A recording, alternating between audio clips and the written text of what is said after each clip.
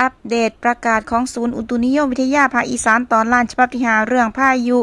รากาซาและฝนตกหนักถึงหนักแห้งบริเวณภาคอีสานตอนล่างไปอัปเดตกันเลยค่ะเมื่อเวลาประมาณ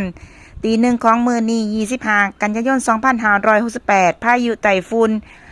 รากาซาได้ลดกำลังลงเป็นพายุโซนร้อนกำลังแห้งเมื่อเวลาตี 4มีศูนย์กลางอยู่ที่บริเวณตอนใต้ของมณฑลกวางซี่ประเทศจีนหรือที่ละติจูด 21.9 องศาเหนือล่องติจูด 109 องศาตะวันออกมีความเร็วลมสูงสุดใกล้ศูนย์กลางอยู่ที่ประมาณ 90 กิโลเมตรต่อชั่วโมงพายุนี้กำลังเคลื่อนตัวทางทิศตะวันตกโดยความเร็วประมาณ 20 กิโลเมตรต่อชั่วโมงคาดว่าจะเคลื่อนเข้าประเทศเวียดนามตอนบนในมื้อนี้จากนั้นจะมีแนวโน้มอ่อนกำลังลงอย่างรวดเร็วเนื่องจากมีมวลอากาศเย็นจากประเทศจีนแผ่เสริมลงมาปกคลุมช่วงวันที่25ถึง26กันยายน68นั่นเอง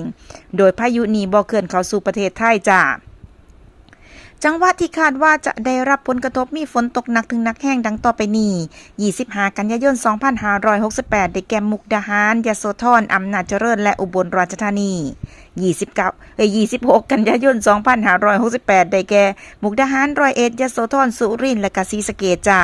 ก็ขอให้พี่ๆน้องๆบริเวณภาคอีสานตอนล่างระวังอันตรายจากฝนตกหนักและฝนตกหนักแห้งและฝนสะสมซึ่งอาจจะส่งผลให้เกิดน้ำท่วมฉับพลันน้ำป่าไหลหลากและน้ำล้นตลิ่งโดยเฉพาะที่ลาดเชิงเขาไกลทางน้ำไหลผ่านและพื้นที่ลุ่มและพื้นที่น้ำท่วมขังและติดตามประกาศจากศูนย์อุตุนิยมวิทยาอย่างใกล้ชิดสำหรับคลิปนี้แอดมินลาไปแล้วพบกันใหม่คลิปหน้าสวัสดีค่ะ